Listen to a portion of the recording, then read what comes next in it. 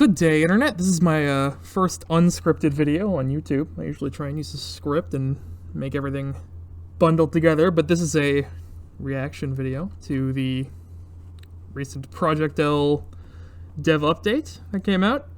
I promised myself I'd try to record my first reaction. This is not my first reaction. I've watched this a couple times now.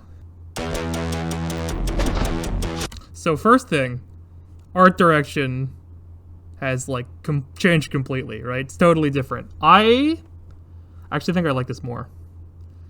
This to me looks like nicer than what it was before. I guess we always knew that was a prototype, but this looks fantastic. And the stage in the background too. A little bit of arcane tie-in with that robot guard there. And then something you see immediately, it looks like it's I think it was canceling normals into normals there. So I guess this is, what do you call it, a chain game? Anime? Doesn't really look like anime. But yeah, it looked totally different, right? The game's like totally changed.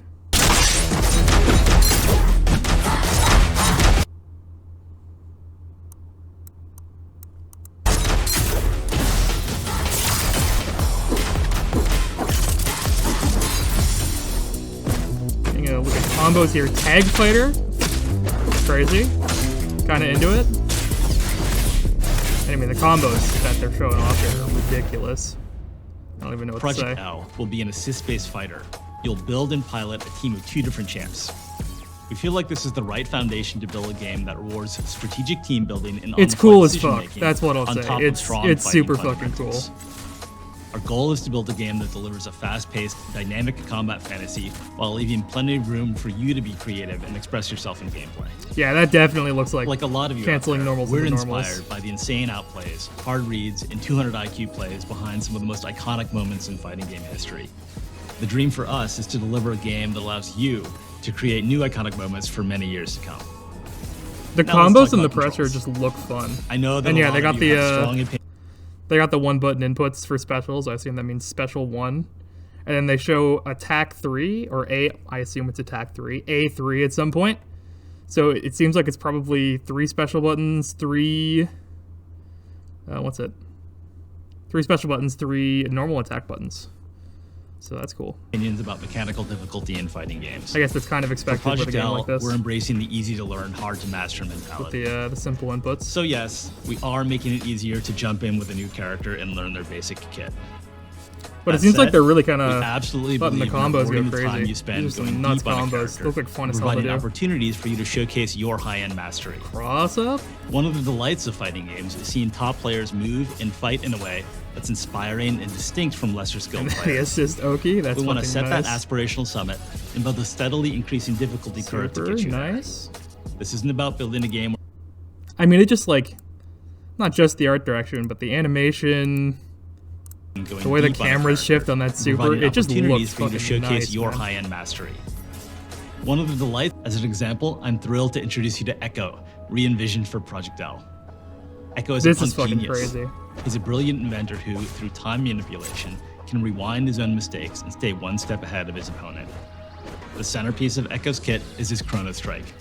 It's a forward-moving slash that's a pretty good poke and a combo ender.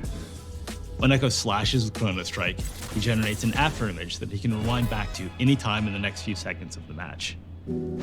So he's got these clones that he can create, either through that slash that they were talking about, or it looks like there's a roll that he can do, or something, and also something in the air that also creates one of those time rewind clones you can go back to. Use the rewind to double down on your first slash, or make a different choice. And yeah, you have multiple options that you can use going back to the rewind ghost. That's a really creative thing. Branch into a high committal launcher. Echo works just fine as a mid-range zoner, but he really comes online when you take full. This is kind of something I was wondering if they went the simple input direction, is use the space left by the sort of lost complexity from simple inputs to develop more complex character kits. And that's a pretty complex gameplay concept that Echo's got. So I'm wondering if that shows generally that the game will have pretty wild character ideas in lieu of like motion inputs and that kind of thing. I hope it looks He really can vary the fucking cool. timing of the rewind to mix up his opponent, but cover for assist attacks made by his teammates. And in the right hands, rewind can also be a strong combo extender.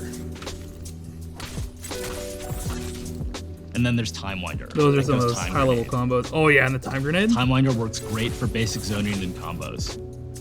The real payoff comes when you're able to throw Time Winder from range, giving it a chance to charge up and explode into a time distortion field that slows Echo's opponents for the next few I seconds. wonder, do they show us the grenade hitting uncharged at any point?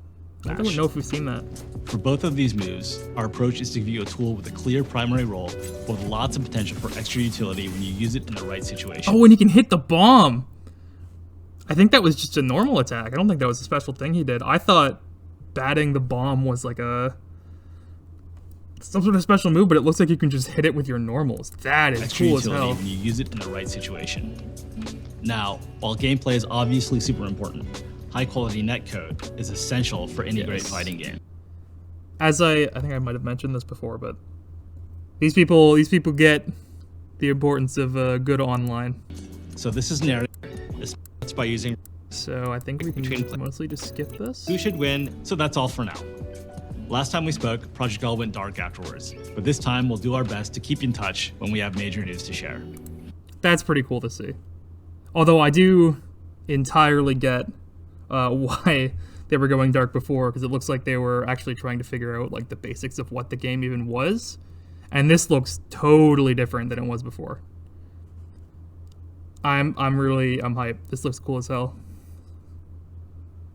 Hey there, just a little bit of a postscript because I realized I didn't actually say much about my thoughts other than it's cool, and yeah, it's pretty fucking cool. So I just wanted to talk about what I think of the way the game's going. I'm happy it turned into a chain fighter. I actually tend to prefer those. I think the pressure and the combos feel more intuitive in freeform. So that's like, I'm lucky me. I prefer that kind of style. I'm not gonna say it's like objectively better or something. Personally, I'm down to clown with the simple inputs. I know a lot of people aren't into that. I'm totally fine with it. I've never had a problem, especially since it seems like they are doing what I alluded to and using that extra design space that simple inputs leave to create really interesting character kits with creative concepts and unique stuff, which I really like. I like interesting, cool characters. And both of those things, especially with the tag system. Normally, tag games kind of intimidate me because I don't want to learn 3 characters or 2 characters, but with simple inputs, I'm down. I think I can do it. And especially, like, if they have sort of interesting, unique character kits all around, and you get to work with the synergies between characters, I think there's going to be a lot of possibilities. That's really exciting.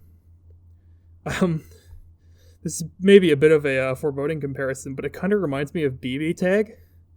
And with those combos, who knows, maybe it'll be a 2-touch or a 1-touch game like BB Tag. I'm still very much interested to see if the game will end up being free-to-play. They haven't really said anything on that yet, or on business model at all. And if I'm perceiving correctly, this is a little bit of a speculation, but I think if you look into the background of those arcade cabinets, that's a PS4 user interface, or not a PS4, but some sort of PlayStation thing. It's pretty cool, and I think good in general that the game ends up on console, because a lot of fighting game players are on console. But I do hope, for my own sake, that there is a PC version when the game releases, because I do not own a PlayStation. So that's my lot and my full postscript. Farewell, for real this time. Now, how about drums? An instrument everybody loves.